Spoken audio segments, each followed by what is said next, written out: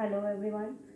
Today we will start class 8 topics. कुछ ऐसे important topic जो क्लास 8 में बहुत ज़्यादा इंपॉर्टेंट होते हैं और ये आपके एग्ज़ाम पॉइंट ऑफ व्यू से like your C TET, H TET, HSSC, SSC, इन सभी के लिए आपको हेल्प करेंगे। ऐसे कुछ इंपॉर्टेंट टॉपिक्स हम रीड करेंगे with the question and the theory part.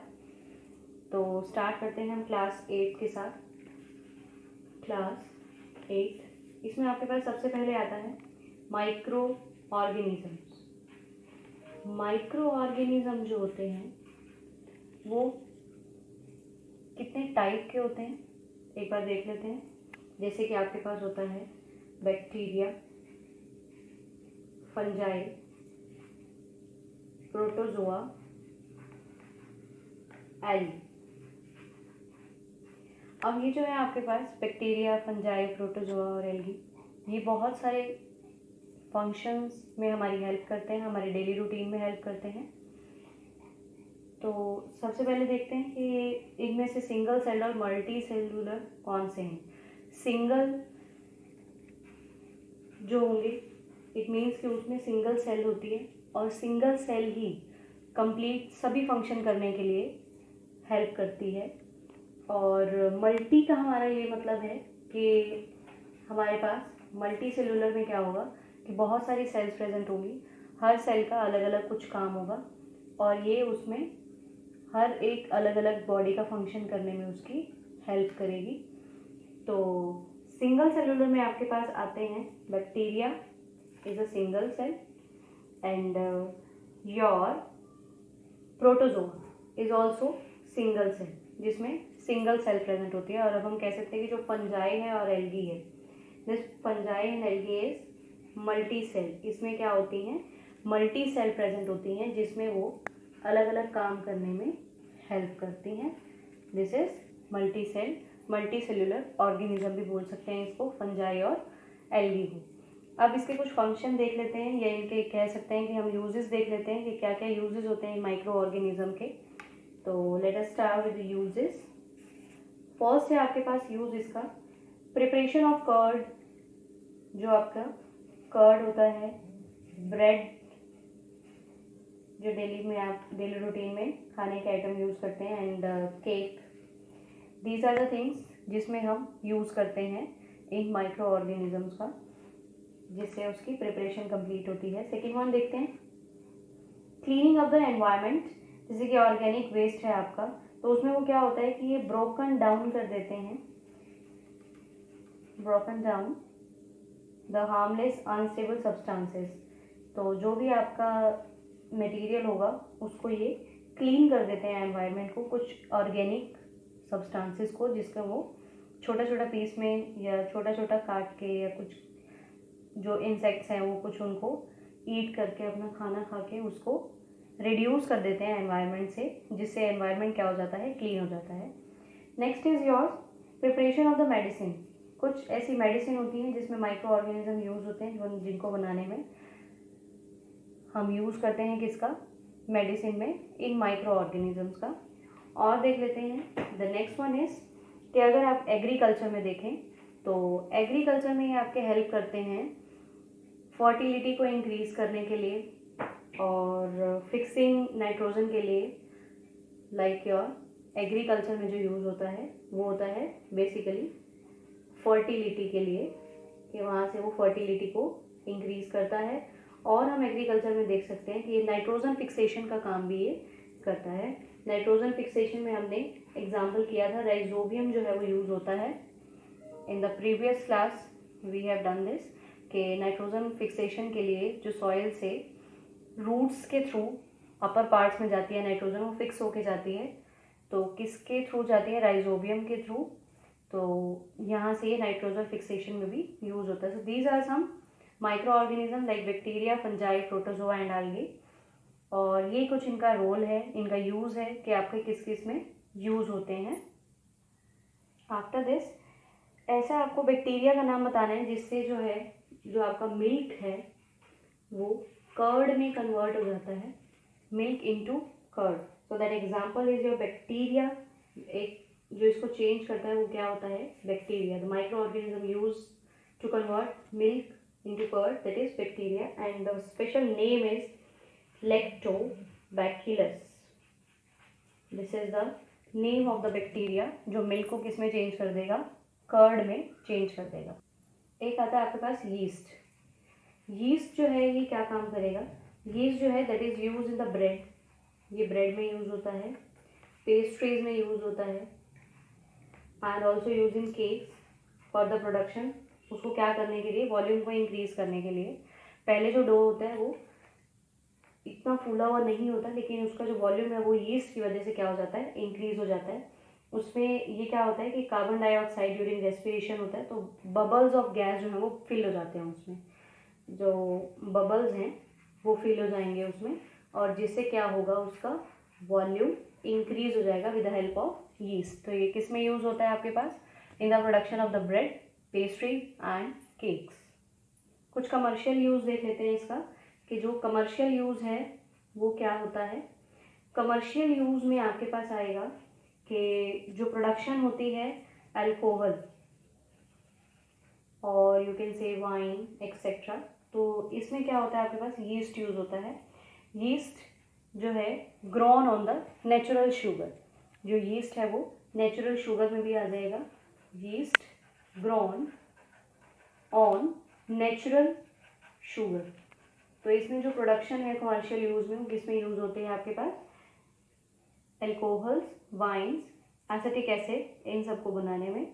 और जो ये नेचुरल होता है वो प्रेजेंट होता है आपके पास, नेचुरल की जब हम बात कर रहे हैं नेचुरल शुगर में, तो that is present in the barley, wheat, rice, fruit juice, इन सब में प्रेजेंट होता है.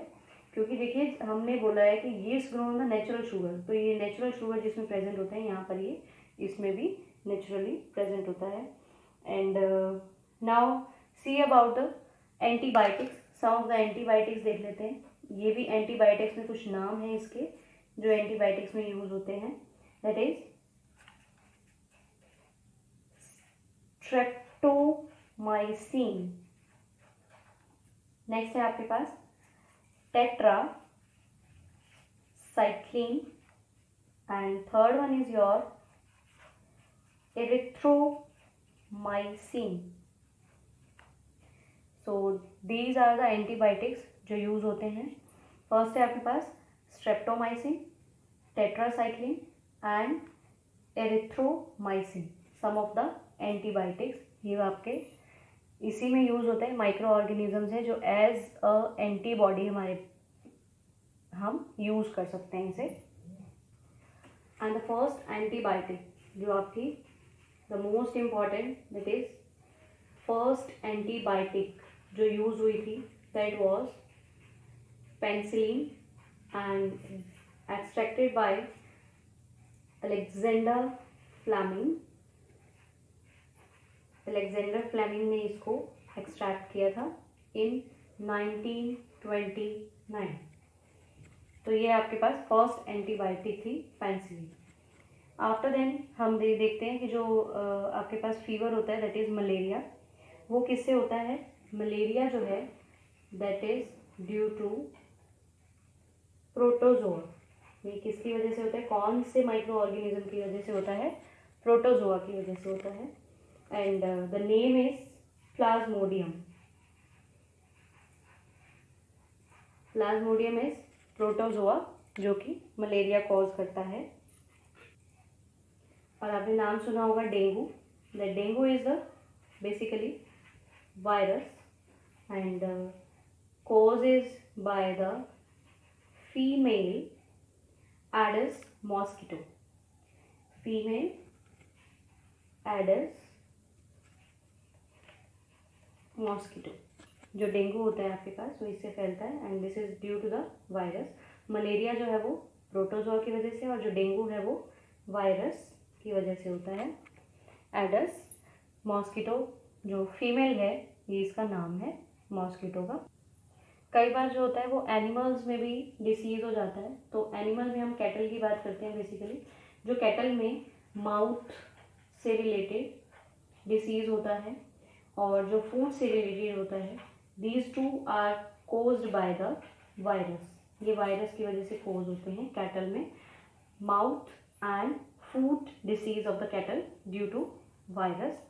And one more thing is anthrax जो होता है दैट इज बैक्टीरियम।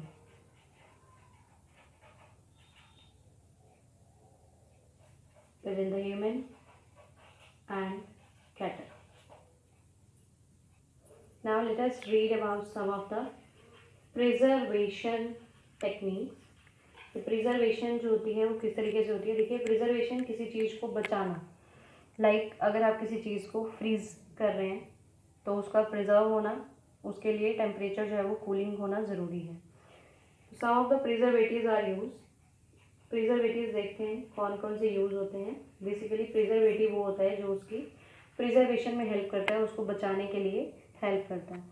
तो हमारे पास यूज़ होता है, फर्स्ट आपके पास कॉमन सॉल्ट जो आप लेते हैं, नमक। नमक जो होता है वो क्या करता है? एज अ प्रिजर्वेटिव का काम करता है। Meat, fishes, these are covered with the dry salt to check the growth of the bacteria. अब देखिए, ये इसमें क्या करते हैं? कोटिंग करते हैं ड्राई सॉल्ट की, जिससे कि हमें बैक्टीरिया की ग्रोथ का पता चल जाता है। आफ्टर देन ये यूज़ होता है आपका आंवला में, और आप ले सकते हैं इसको रॉ मैंगोज, जो आपके पास मैंगोज होते हैं उसमें आपके पास यूज़ होता है। कच्चे आम में सॉल्ट यूज़ होता है उसको बचाने के लिए। उसके बाद है शुगर, ये भी एज अ प्रिजर्वेटिव काम करता है। किस चीज़ में? जैसे कि जैम्स, जेली, इन सब को बनाने में शुगर हम यूज़ करते हैं। और you can say it as squash, कई बार हम बना के रख लेते हैं स्क्वैशेस, तो उसमें भी शुगर एज अ प्रिजर्वेटिव काम करता है। ये क्या करता है? रिड्यूसेस द मॉइस्चर कंटेंट, जो भी मॉइस्चर कंटेंट होता है उसको क्या कर देता है? रिड्यूस कर देता है, जिससे कि वो प्रिजर्व रहते हैं। जो जेली है या फिर आप जैम्स बोल सकते हैं या फिर स्क्वैश, इसमें क्या काम करेगा? ये रिड्यूस करेगा मॉइस्चर को। थर्ड प्रिजर्वेटिव आपके पास आता है ऑयल एंड विनेगर। आपने देखा होगा कि जो ऑयल और विनेगर है ये हम पिकल्स वगैरह में यूज़ करते हैं। विद पिकल्स में हेल्प करेगा, वेजिटेबल्स में हेल्प करेगा, फिश, फ्रूट्स।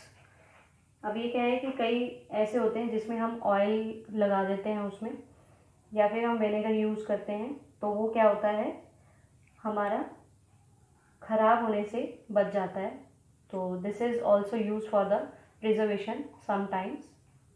देखिए, ये सब हम जनरल कर रहे हैं। अभी हमारे पास प्रिजर्वेटिव जो मेन प्रिजर्वेटिव्स हैं वो नहीं आए हैं, ये सब एक जनरल से पार्ट है। या फिर हम क्या कर सकते हैं प्रिजर्वेशन के लिए? Heat and cool method. Like अगर हमें किसी चीज़ को सेव करना है तो हम उसको कूल या हीट करके भी उसको प्रिजर्व करके रख सकते हैं for some time. Now a process comes that is pasteurisation. Pasteurisation क्या होता है? पैस्चराइजेशन प्रोसेस हमने रीड करना है। पैस्चराइजेशन में आप क्या करोगे? हीट करते हैं 700 डिग्री सेल्सियस पर। कितने टाइम के लिए? 15 to 30 सेकेंड्स के लिए।